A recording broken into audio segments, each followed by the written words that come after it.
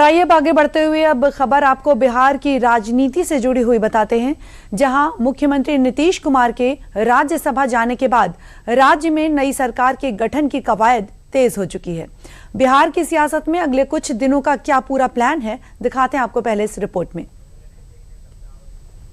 बिहार की राजनीति में एक बार फिर हलचल तेज हो गई है। सियासी पारा चढ़ा हुआ है और सत्ता के गलियारों में गतिविधियां अचानक बढ़ गई हैं।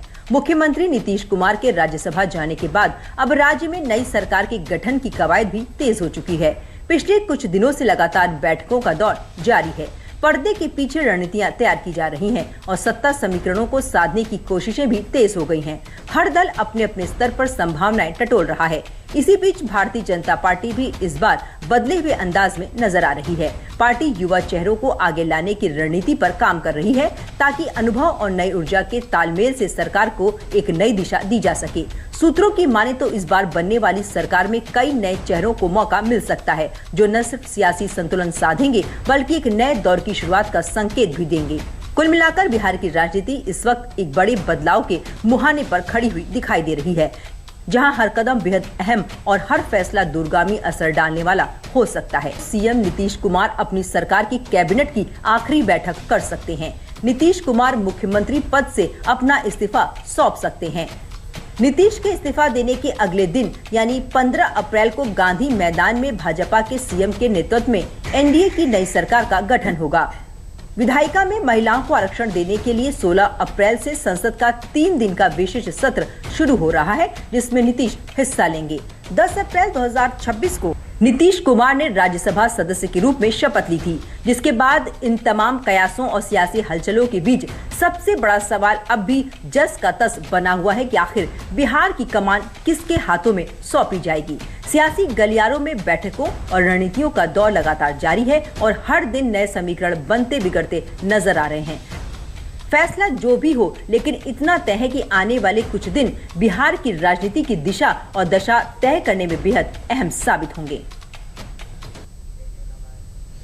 और इस खबर पर अधिक जानकारी के लिए हमारे साथ जुड़े हैं मधुरेश जी। आइए इनसे जानते हैं। मधुरेश जी, स्वागत है आपका। मधुरेश जी, बिहार की राजनीति में नए समीकरण बनने के साथ ही आज नीतीश कुमार की आखिरी कैबिनेट बैठक भी हो सकती है, तो सबसे पहले तो बताएं कि क्या कुछ कार्यक्रम है आज के।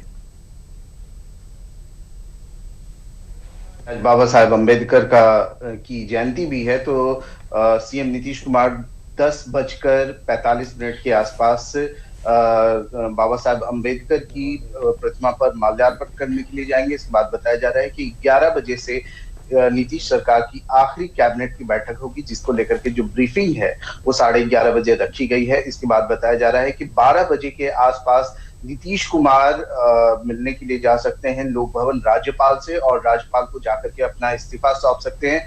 इसके बाद 3 बजे बीजेपी विधायक दल विधानमंडल की बैठक बुलाई गई है, विधानमंडल दल की बैठक होगी, और शाम 4 से 4:30 बजे के बीच में एनडीए के विधानमंडल दल की बैठक होगी, और 5 बजे जो एनडीए के विधायक हैं वो जाकर के अपना जो समर्थन पत्र होगा, जो एनडीए के विधायक दल में जो नेता चुना जाएगा उसके नेतृत्व में लोक भवन जाकर के राज्यपाल को अपना समर्थन पत्र जाकर के दे सकते हैं, नई सरकार बनाने के लिए अपना दावा पेश कर सकते हैं। तो पूरा जो आज का दिन है और पूरी जो प्रक्रिया है वो फॉलो करते हुए एनडीए आगे की तरफ बढ़ रही है। आज पूरा दिन जो है वो सियासी हलचल से भरा हुआ रहेगा। इस बीच सुबह 10 बजे के आसपास बीजेपी के राष्ट्रीय अध्यक्ष नितिन नवीन भी पटना पहुंच रहे हैं, जबकि 11 बजे शिवराज सिंह चौहान, जो कि केंद्रीय मंत्री हों और बिहार में नई सरकार की गठन के लिए ऑब्जर्वर बनाए गए हैं, वो भी 11 बजे के आसपास पहुंच रहे हैं। 11 बजे पहुंचने के बाद वो सबसे पहले बीजेपी के कुछ वरिष्ठ नेताओं से मुलाकात करेंगे और उसके बाद जो पूरी प्रक्रिया है वो उसमें हिस्सा लेंगे। जी, नई सरकार के गठन की बात करें तो नई सरकार के गठन के साथ ही ये भी देखा जा रहा है कि अनुभव और युवा ऊर्जा का संतुलन बनाने की तैयारी भी हो रही है, यानी पार्टी जो है वो युवा चेहरों को भी आगे लाने की रणनीति पर काम कर रही है। तो इस लिहाज से हम बात करें तो कौन कौन से जो चेहरे हैं वो सामने आते हुए दिख रहे हैं सीएम फेस के लिए। देखिए, शुरू से जब से नीतीश कुमार ने राज्यसभा की सदस्यता ग्रहण करने की बात की थी और उस समय से लेकर के अभी तक जो नाम सबसे ज्यादा चर्चा में है वो सम्राट चौधरी का ही है, और लेकिन इसके अलावा भी कई नामों के कयास लगाए जा रहे हैं, जिसमें जनक राम भी हैं, इसके अलावा शशि सिंह है, धर्मशिला गुप्ता जो कि राज्यसभा सांसद भी हैं, उनका नाम भी लिया जा रहा है। लेकिन जो बातें हैं वो तमाम तरह की कयास है। बिल्कुल। जब तक एनडीए के विधानमंडल की बैठक नहीं हो जाती है और सर्वसम्मति से एक नेता चुन नहीं लिया जाता है विधायक दल का, तब तक कुछ भी कहना बेहद मुश्किल है, क्योंकि बीजेपी एक ऐसी पार्टी है जो लगातार चौंकाती आई है। अगर हम मध्य प्रदेश की बात करें या फिर हम दिल्ली की बात करें, तो हमने देखा है कि बीजेपी ने लगातार चौंकाया है, नए चेहरों को मौका दिया है और युवा चेहरों को मौका। जी, बहुत बहुत धन्यवाद मधुरेश जी हमसे जुड़ने के लिए और तमाम जानकारियां साझा करने के लिए।